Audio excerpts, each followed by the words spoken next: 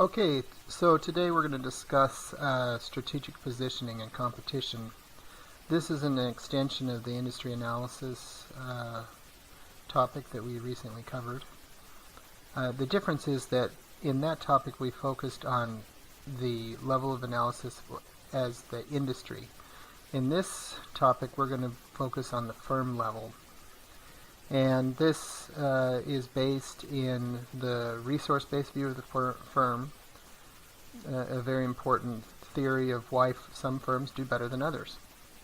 So the previous explanation was about how some industries are more attractive, and then this explanation is about why some firms are better than their competitors.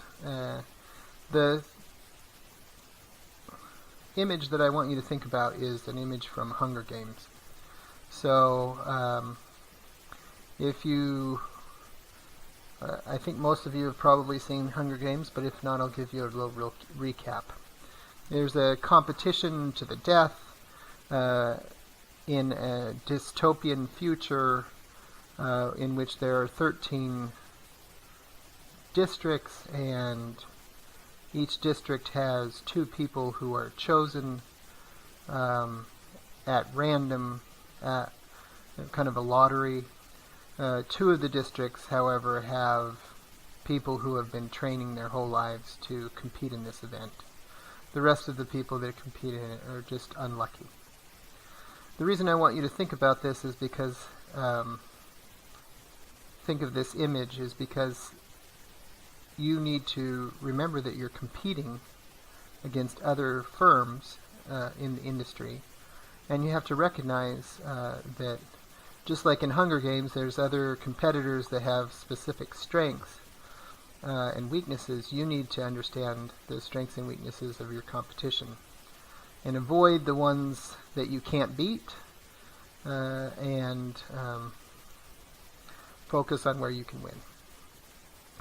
So the first thing is that you need to, first kind of meta principle is that you need to know your competition. So saying we don't have any competition, that is something you should never say. That means that either there's no market, so nobody actually wants to go into this because there's some problem. No one wants to buy something or whatever you think is important to sell.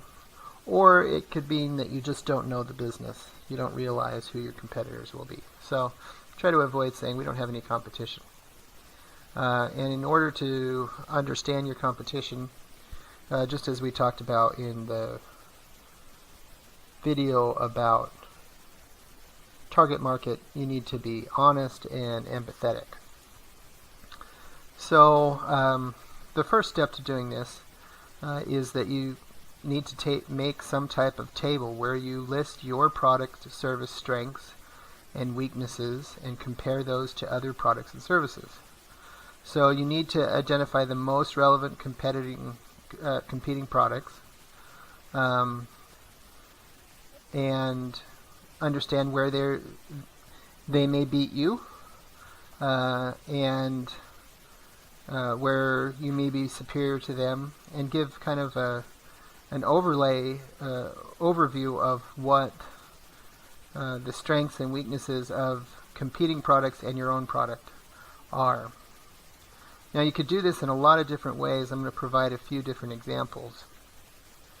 Here's one example, and the point here is just to try to understand how to represent different characteristics of a product in a way that is useful and also honest. So what you don't want to do is you don't want to say, we're better than all of the competition in all of these different ways.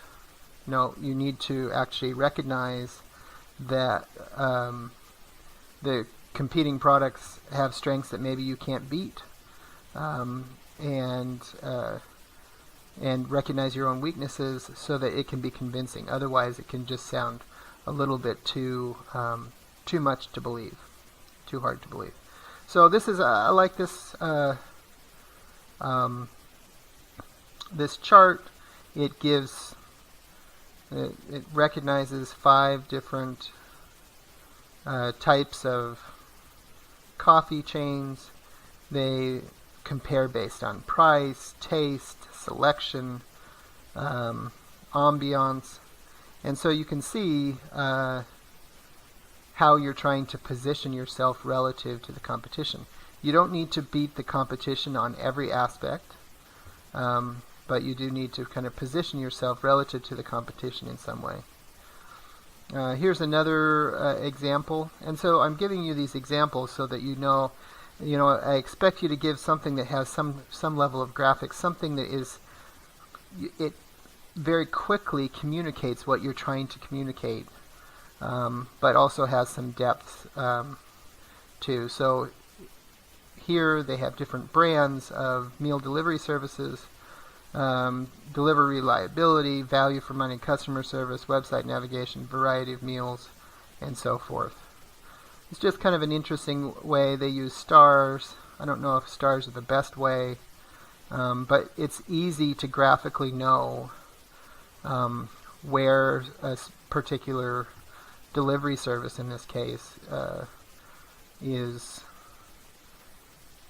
competing with the other competitors. Here's a few other examples of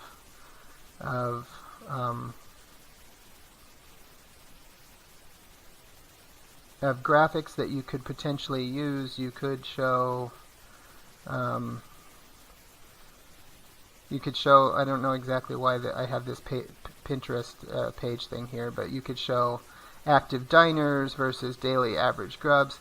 What I'm just trying to illustrate here is that I want you to think about graphically illustrating how you compare to the competition.